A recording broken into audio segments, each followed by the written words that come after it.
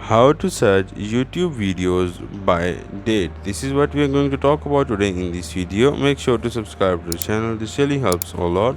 So without any further ado, let's move into the video. First of all, you have to open YouTube and go on the search bar.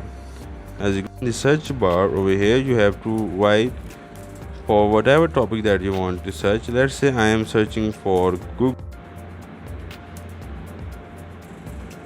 As I search for Google, it will take some time to load. As it is loaded, then I have to go on these three lines that are located up above, and then I have to go on filter option.